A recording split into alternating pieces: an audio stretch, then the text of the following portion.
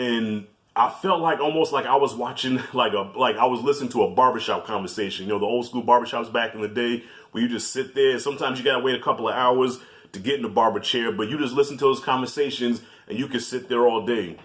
I got that feeling watching this movie where I could have sat there, I could have listened to these brothers talk all day.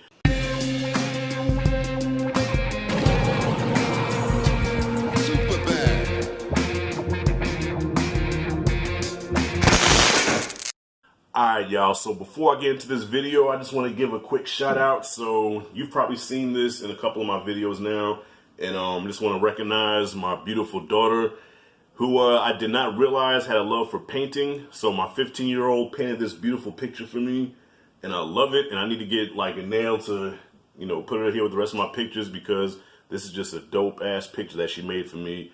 So Renaya, thank you for my painting, and I'm expecting some more. And eventually, I might just take all this shit down, just put up my daughter's painting. So this is for my 15-year-old, my beautiful daughter, who I just realized is an artist. So today, gonna be talking about One Night in Miami. This was a movie I've been anticipating for a long ass time, but I did not know how to watch it. I did not have access to it. So to those that did watch it early, fuck y'all. I'm jealous, man. I can't wait till I get to the place where I can start getting them early screenings and shit because I wanted to watch this for a long time. I knew this was the directorial debut of Regina King, my beautiful Nubian sister. I'm just so happy for her. I just gotta give her props as well. I've been following her career since 227, okay? I go back to the 80s, okay? So from 227, Boys in the Hood, Poetic Justice, Higher Learning, Jerry Maguire. I followed this sister for 3 decades, man.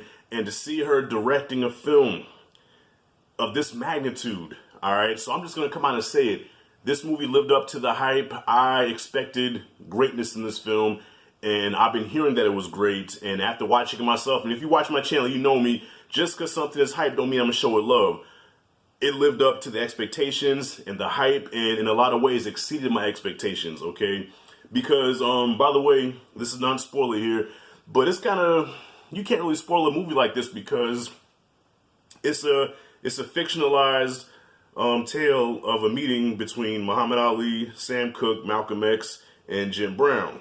And to anybody that follows sports or music or, you know, politics, you know all these 4 gentlemen and you know their stories. So it's kind of hard to spoil this shit.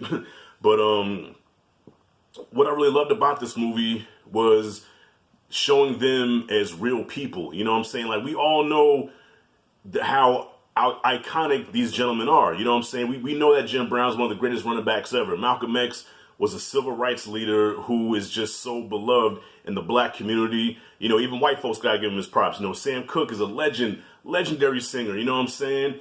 And Muhammad Ali, the greatest, you know. And to take those 4 brothers and to put them in a situation where you see them, you know, for who they really are. You know what I'm saying? Because behind closed doors, you know, take away the celebrity, take away the fame, you just have 4 brothers that have different of opinion, you know what I'm saying, different philosophies on shit, but at the end of the day, they're brothers, and they can come together and have these conversations and see things from each other's perspective, you know what I'm saying, because there is no right or wrong. It's just, okay, this is how I see things, this is how my brother sees things, and even though we may have different of opinions, that's what it is.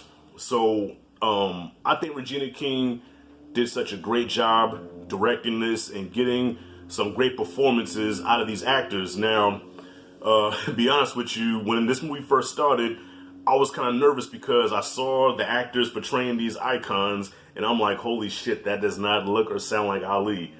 That doesn't look like Malcolm X. That definitely does not look like Jim Brown.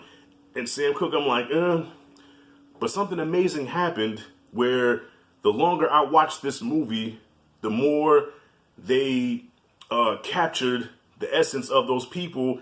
And so by midway through the film, I was watching Jim Brown, I was watching Muhammad Ali, I was watching Sam Cooke. I felt like I was watching these people again and their younger selves, you know. And Ali was probably the freakiest one because that guy really embodied Muhammad Ali. I honestly, and this is no diss to Will Smith, but honestly, I think he played Ali better than Will Smith did. Because when you watch Ali, you don't see Ali, you see Will Smith imitating Ali, you know what I'm saying? when you watch this movie, he's not imitating Ali. He became Muhammad Ali. So I just love the camaraderie in this movie. I loved how, how they came together, even though sometimes they didn't get along, they didn't agree on things. But like I said, at the end of the day, they're brothers. You know what I'm saying? They came together.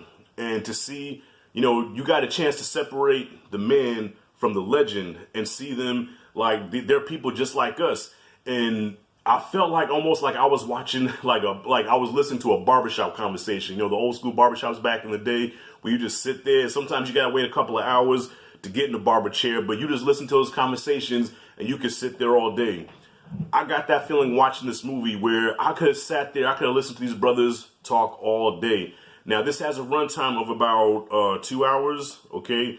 And my one complaint about this movie is I just wish it was longer. But that's not a complaint where I say it takes away from the film. It's just that I was so engaged and I was so into this film where I could have watched a 4-hour movie of seeing these actors bring my heroes to life, okay? So I gotta put some respect on their name. So, of course, Regina King directed this, but the screenplay is from Kent Powers. It's based off of a stage play that he also wrote, okay? And the brother that played Malcolm X goes by Kingsley Ben-Adir, all right? Eli Gord, I think I'm saying his name right, Gorsey, that plays Ali. Aldous Hodge, who I know him from Straight Outta Compton, he plays Jim Brown. And Leslie Edom Jr. plays Sam Cooke. All four of these brothers did their thing. I cannot say who the standout was because there was no standout. Everybody did their thing. Regina King brought out the best performances out of these actors, and that shows a real director when you can bring out the best out of your actors, and I feel she did that. And for a period piece being her first film, that's fucking large, because I assume period pieces are very hard to do. You know what I mean? And what I like about this also is that even though we know the story of these four icons, but what this movie did was enhance their story and bring everything together. And I hate to use a Star Wars reference here, but I gotta do it. But similar to how the last season of Clone Wars really bridged the gap between Clone Wars and the original trilogy, and not only that, but enhanced the prequel trilogy. You know what I'm saying? That last season of Clone Wars made the prequel trilogy look fucking awesome. And that's what this movie did for the legacy of these four brothers, where it enhanced what these brothers already represented. And you got to see the human side of them. And especially between Malcolm and Ali, because we've seen this on screen before several times about Ali and Malcolm and how they just stopped being friends all of a sudden.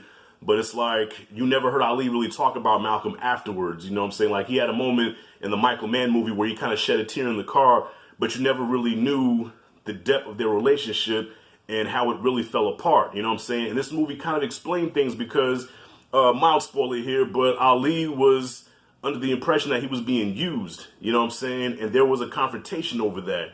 And that's something that I never knew because I never knew the full story about Ali and Malcolm. You know what I mean? So this movie really, and it's a fictionalized, tale. So there could be some falseness to that. But anyways, y'all, overall, because I don't want to ramble on about this, I don't want to lose anybody. This was a great film. This is a must watch. I highly recommend watching it. And this dropped around Oscar season. I get the strategy. This deserves Oscar nomination. This deserves, this is Oscar worthy. Performances, direction. There's a lot of, this should be at least nominated for 7 Oscars if you ask me. That is if you ask me. And Regina King, I think, should get nominated for a best director.